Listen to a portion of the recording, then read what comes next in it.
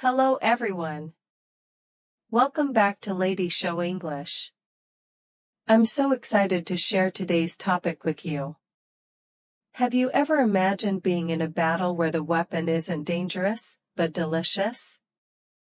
Today, we're traveling to a small Spanish town where thousands of people gather for one incredible purpose: to soak each other with wine. Let's dive into this fascinating story together. Every year on June 29th, the town of Haro in northern Spain becomes the stage for an extraordinary celebration called La Batalla del Vino, which means the Battle of Wine in English. This isn't your typical wine tasting event where people sip quietly from glasses. Instead, participants dress completely in white clothing with red handkerchiefs and spend hours throwing wine at each other using water guns, buckets, and bottles. By the end of the festival, everyone's white clothes have turned deep purple from all the red wine. Before we continue, let me teach you an important phrase here. Soak someone with something means to make someone completely wet with a liquid. For example, the rain soaked me with water, or in our story, locals soak each other with wine. The festival has deep historical roots that go back centuries. According to local folklore, it began in the 6th century when people made pilgrimages to honor San Felice, the town's patron saint. A pilgrimage is a special journey people take for religious reasons. Over time, these serious religious walks transformed into joyful celebrations featuring what locals called wine baptisms. Another popular story suggests the festival started from a land dispute between Haro and a neighboring town in the 12th century. The two towns would walk the boundary lines together for over 400 years, but eventually, this tradition broke down and people started throwing wine at each other instead. This shows us how sometimes conflicts can turn into celebrations. Let me explain some useful vocabulary that appears throughout this story.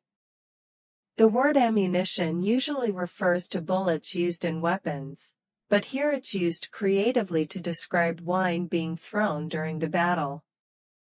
We also see the phrase draw crowds, which means to attract many people to come and watch or participate in something. For instance, the famous singer drew crowds of thousands to the concert. Another important expression is soak up, which has two meanings in our article. It can literally mean to absorb liquid, but it can also mean to enjoy and experience something fully, like soaking up the atmosphere at a festival. Now let's look at how the actual battle works.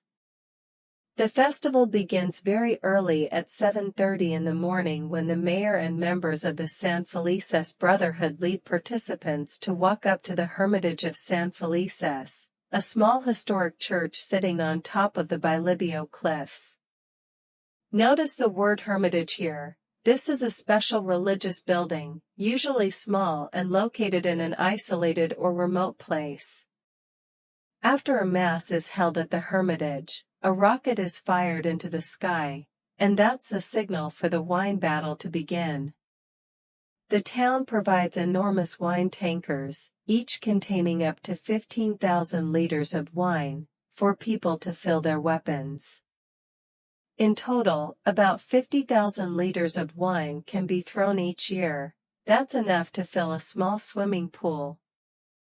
You might be wondering if this is a terrible waste of good wine. Here's an interesting detail. The wine used in the battle isn't high-quality wine suitable for bottling and selling. Instead, it's leftover wine or lower-quality product that wouldn't be commercially valuable anyway.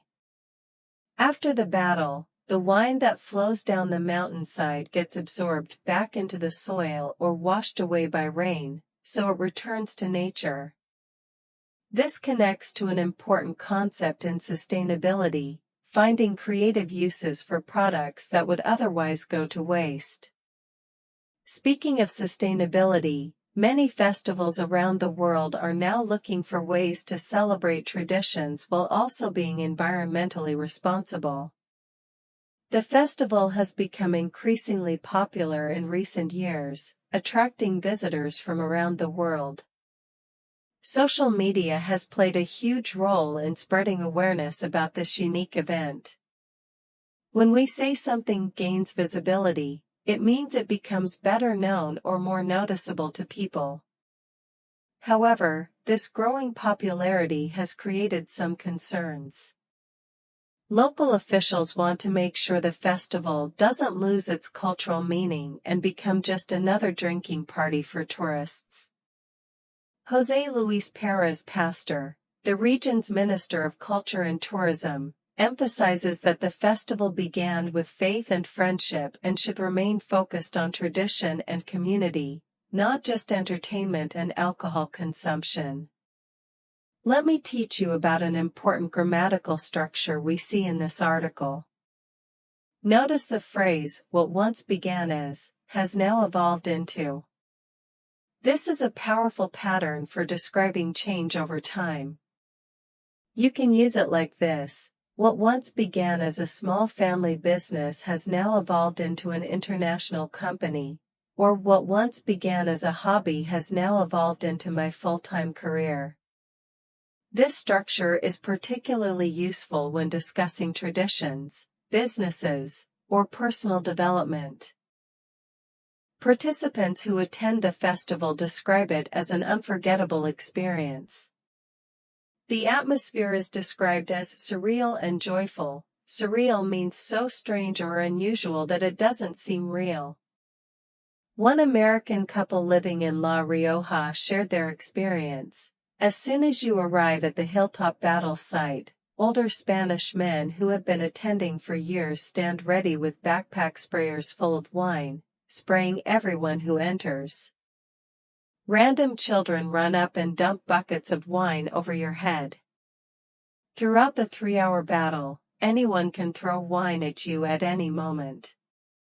Despite the chaos, visitors consistently report feeling welcomed and included, like they'd been adopted for the day by the Spanish community. After the morning wine battle ends around midday, participants return to Harrow's main square, Plaza de la Paz, which means Peace Square in English. There, locals parade through the streets accompanied by brass bands, and the celebration continues with traditional events including bullfighting in the arena. Many people also enjoy eating caracoles, a popular local dish of snails cooked in a tomato and pepper stew. This combination of religious tradition, community celebration, and local cuisine shows us how festivals can preserve and showcase multiple aspects of a culture simultaneously. This wine battle festival teaches us something important about cultural traditions. Around the world, communities have unique celebrations that might seem strange to outsiders but carry deep meaning for locals. These festivals serve multiple purposes. They honor history and religion, they strengthen community bonds, and they preserve local identity. At the same time, when these traditions gain international attention, communities face the challenge of sharing their culture with visitors while protecting its authentic meaning. This balance between preservation and tourism is something many heritage sites and cultural festivals struggle with today. Thank you so much for learning with me today.